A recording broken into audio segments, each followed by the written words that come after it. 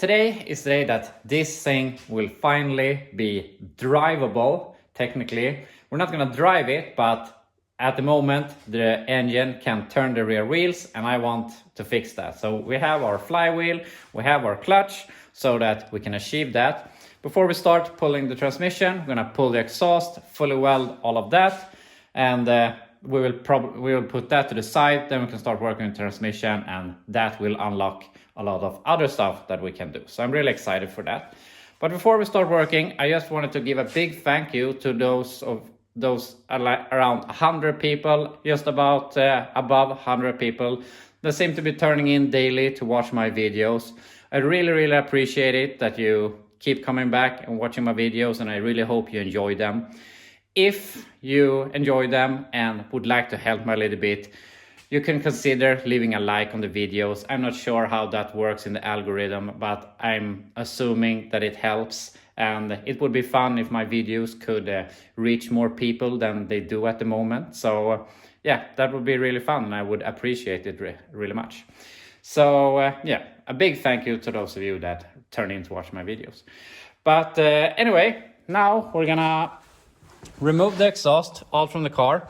We're gonna put the V-bands together when we have it down on the ground so that we can fully weld them without the V-bands warping. So we're gonna do that there, and fully weld all of the seams that I have made. So then I'm gonna put that to the side, and then we can work on transmission. What I'm not really sure is I might make some markings here and see if, we have to cut a hole here for the shifter, but maybe we can force this away a little bit so that the rods for the shifter will fit without cutting the floor. We are going to replace the floor anyway, so I'm not really sure, but yeah, we'll see. But when we have the exhaust of the car, transmission, cross member and transmission, there will be a lot of space to work with. So yeah, might as well do it at that point. But yeah, remove the exhaust and fix that, then we can focus on the transmission.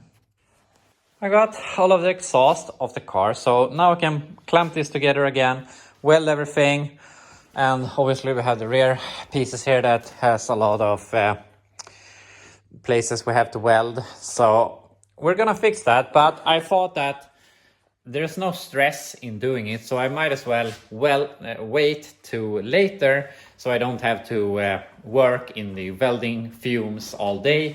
So might as well, now that we have some decent air in here, we can do all of the transmission stuff, and then the last thing we do today will be welding the exhaust. That's my plan right now.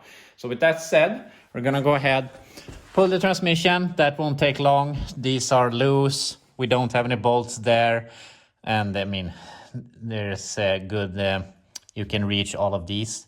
So I'm gonna remove these, and as you can see, there's an oil drop hanging here, and I can't really figure out where it's coming from. I really hope it's not the rear seal, but there is oil that I have seen running down from here and dripping over here, and I'm not really sure where it's coming from. I thought it was the valve cover, but I can't see that it's leaking up there, so yeah, I don't know. Obviously, it's not a major thing. There's some drop here that I have picked up, but not much. So yeah, we're gonna ignore that and pull the transmission is down, and it was really easy when you don't have the pressure plate and the clutch and stuff like that. So that's good.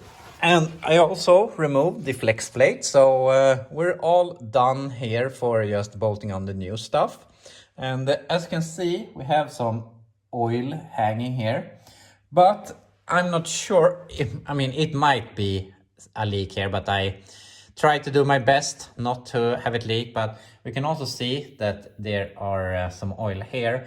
And when I was pumping up the lifters, I didn't have those cut up valve covers in the beginning, so I was dripping a lot of oil down the head, and it was pouring down. And the starter is also oily, so it might have dripped and ran down here, and that might be it. Maybe not. It may not be the rear seal, but it doesn't really matter. We're not gonna fix it anyway right now, so we're just gonna bolt on the new stuff, and put the transmission back. And I was planning to paint the transmission cross member and drive shaft, but I'm realizing that this isn't going to take a lot of time bolting this up, so the stuff I paint won't be dry, so we might as well paint this some other time, maybe when we have to pull the body to fix all of this.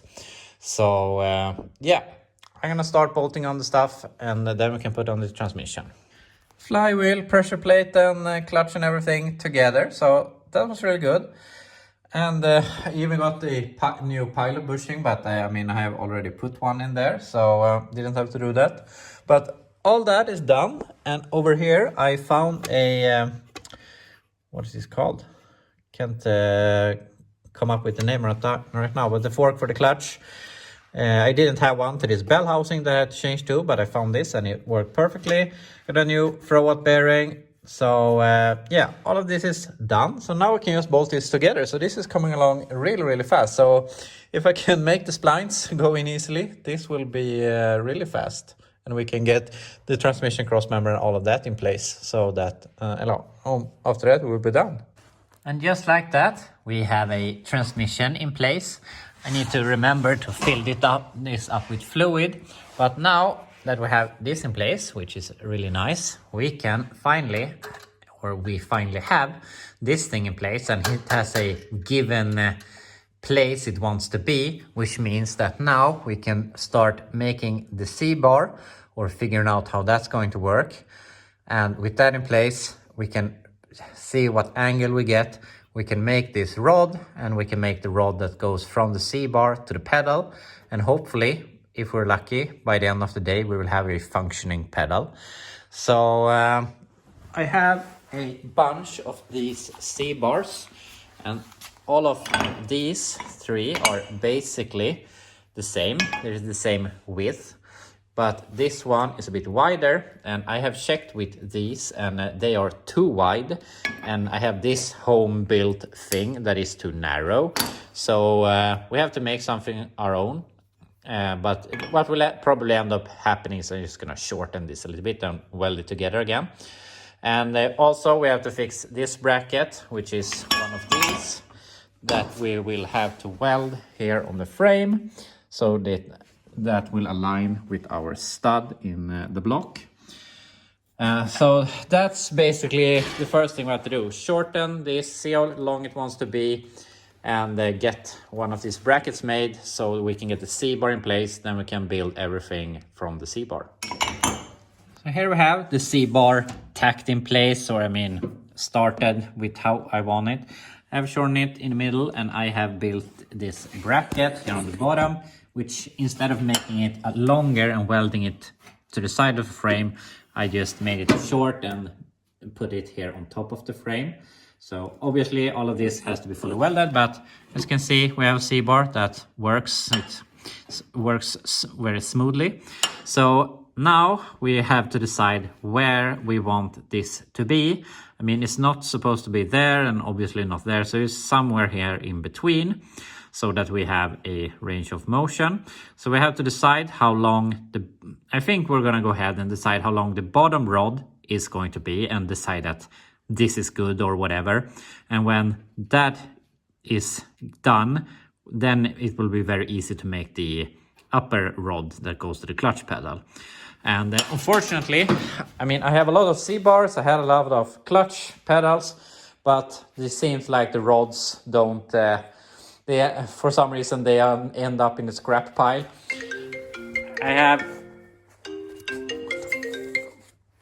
I have these two rods that I know is for a 65 Impala.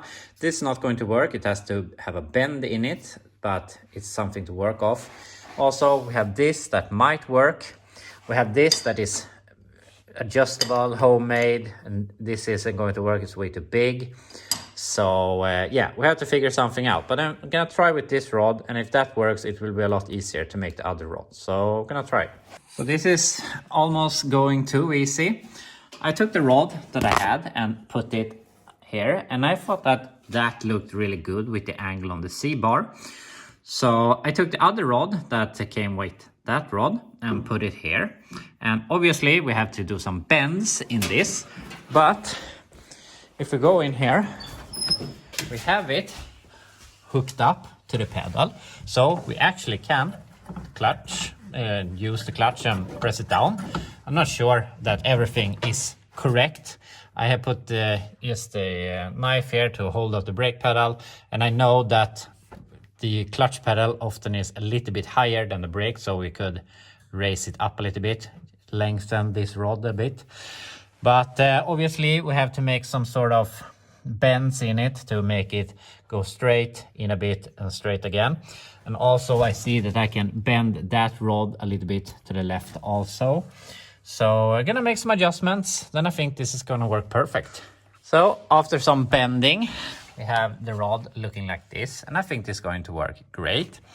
And we can press the clutch, pretty easy to press, but I mean it's not a race clutch, so that is good. I think this is going to work.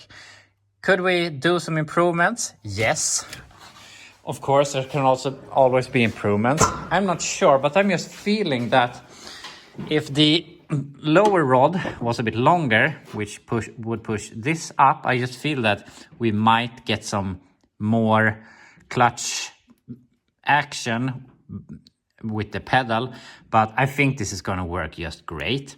I'm not really keen on this thing, might do something, but the overall, that what we have achieved is we have this in place, we know that it will work, we have this bracket in place, and now we can fully weld this, we can put in the header, and we can always fiddle with the rods and the lengths and changing some of that geometry, but that will be really easy now that we know that this is in place, and we can put all of the other stuff in place also. I mean, the header could be a little bit in the way, but I mean, it's going to be a lot easier than doing all of this later when we have the header in place. So I'm really happy with what we have achieved here.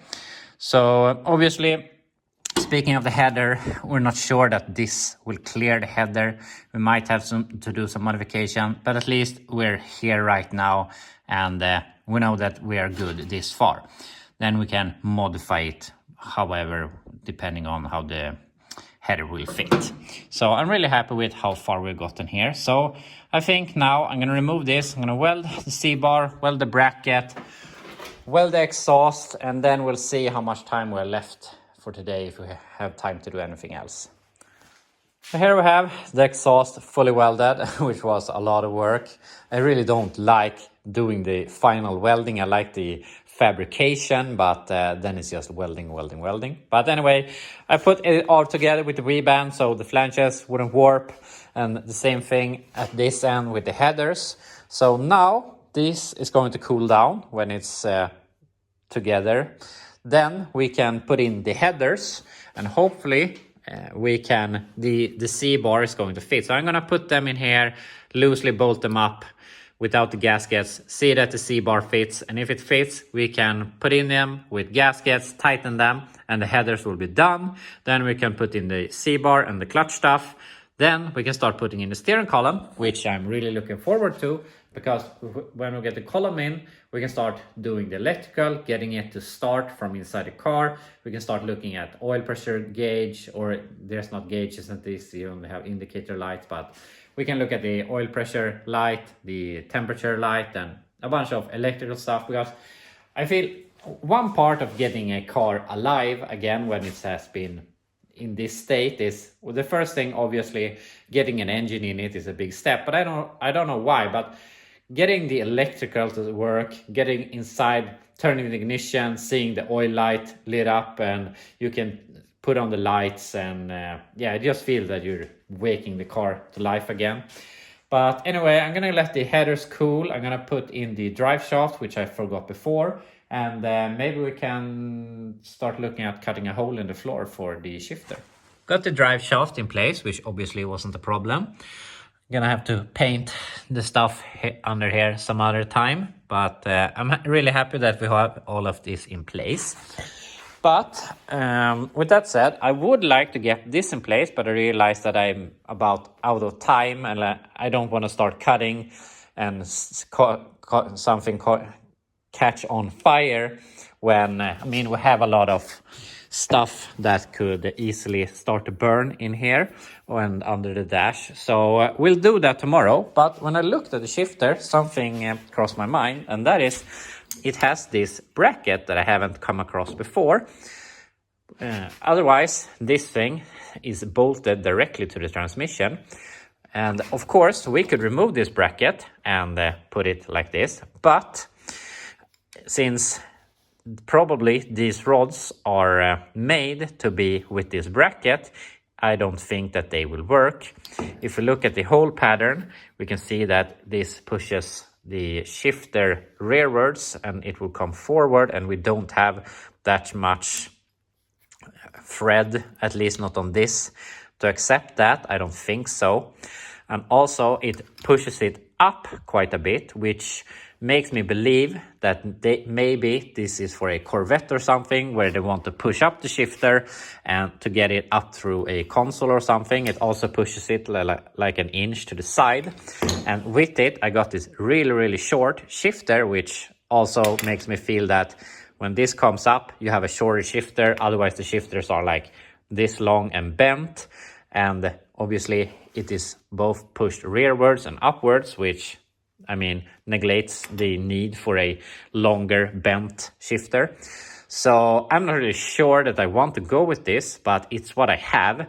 And I mean, we're gonna have to make a big hole in the transmission tunnel anyway, and I'm going to obviously replace all the floor. So it doesn't really matter if I cut a too big hole right now and change my mind. But also, I think that having this raised up with a shorter shifter might get a little shorter throw, which might feel cool when you're shifting it. So I'm not sure, but we're gonna go with this. But I don't want to start cutting here today, so we'll do that tomorrow. But instead, I'm gonna go ahead and remove the headers here. This has cooled down now. So first of all, I'm gonna take the driver's side header, put this in place with just 2 bolts or something, so that I can see if the C-bar fits. And as I said, I'm running out of time here, and if it doesn't fit, I have the whole evening to figure out something, and then tomorrow I can come back with a fresh mind and hopefully have a solution. So yeah, put on this header and see how it fits. I almost can't believe it, but everything clears without any issues. We have a lot of space here. We have a lot of space where the bottom rod goes, and yeah, everything is going to work out just perfect. So that is really nice. We don't have to modify the headers. So with that said, now we can just loosen these bolts in with the gaskets and put in all the bolts. Do the same thing on the other side, and we can put on the exhaust. And when that's done, the exhaust will be completely done for now, at least. We'll see if we modify it later. With the exhaust in place, we can put in the clutch stuff, and we're basically done with the clutch pedal and everything regarding the clutch, since we have put on the flywheel and all of that.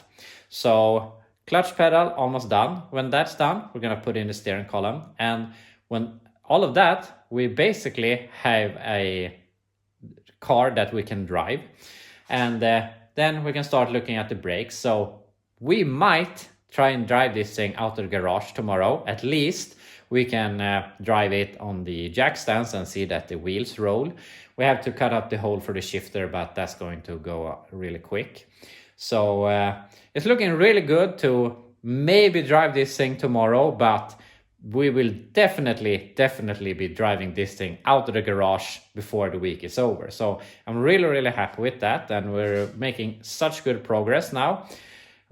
It goes a lot easier than it did last week. So anyway, that's where I'll be cutting it here for today, because I have some other stuff I have to do here. So yeah, I hope you enjoyed the video, and I will be back to you tomorrow when we will hopefully see the back wheels spin for the first time.